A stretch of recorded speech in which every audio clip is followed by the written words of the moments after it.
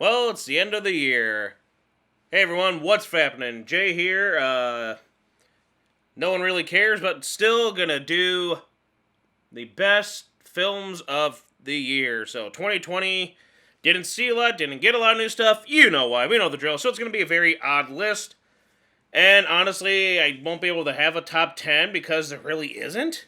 And there isn't enough to rank, so I really don't have an order to these. But I guess we'll start off with some honorable mentions. Technically, I'm going to count Frozen 2 because Frozen 2 was still playing pretty well into theaters all the way until March before all this happened. We were still seeing it, you know, tried to see it once a week. Still saw it in March. It probably would have gone on to at least the summer like the first film did, well into the summer. So Frozen 2 is in the category of, honorable mentions, along with the re-releases of films. We got to see the Ninja Turtles again for the 30th anniversary. They're releasing Back to the Future, Ghostbusters, all the old classics. So it's good to be able to see those again. And during Christmas, we had a lot of Christmas. I got to see A Christmas Story, Gremlins, the 2000 Grinch, stuff like that. It was very neat. So those are honorable mentions. Hooray for the older films, the better films, the classic films. Now on to the new stuff.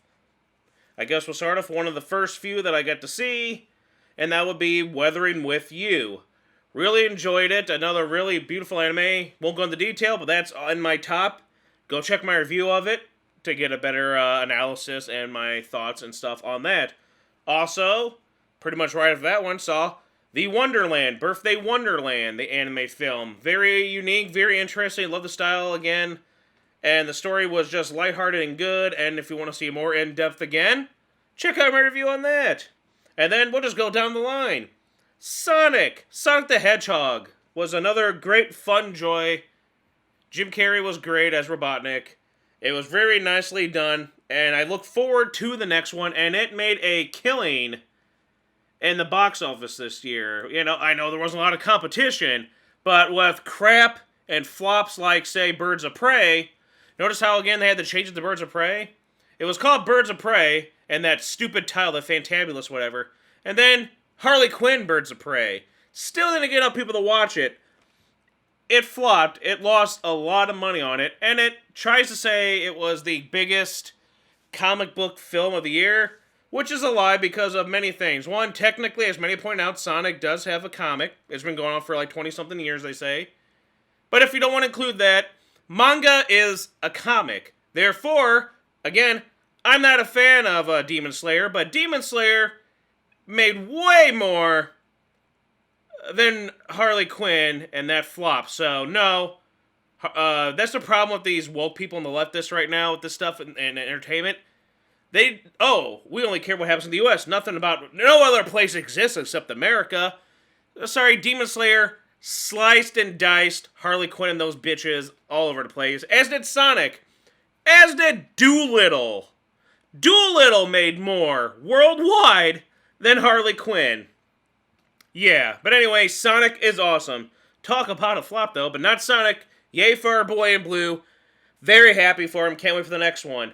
Onward. This might be my favorite, if not for new films that I've seen. But Onward, one of the best I've seen Pixar do in a long time. Truly unique. It didn't have the same tropes. And it was different. It wasn't the same old Pixar where it had the cutesy wootsy characters. It was more up there in terms of like The Incredibles, where it was like humans. I know they're fantasy stuff, but it was a different take. I liked it. It was a good, heartwarming, touching message. Great ending. Beautiful ending. And again, way better than Soul. I'm sorry, Soul had the same formula, and it had some annoying characters, and I hated when they got to the cutesy little Soul characters, especially the other character, that annoying sidekick character of his. I'm sorry, that ruined. If you need to take that out of the film, focus more on the human part, I guess, and it would have been better. But Soul, for me, was a miss. Onward was the hit because it was different and it told the story better, in my opinion. But everyone's going with Soul because, well, it's only been out for like a couple days now. And for other reasons, we all know why. But no, Soul, no thank you. It's the same old trope. Onward did something different, and COVID didn't help. And look what we got. Lupin.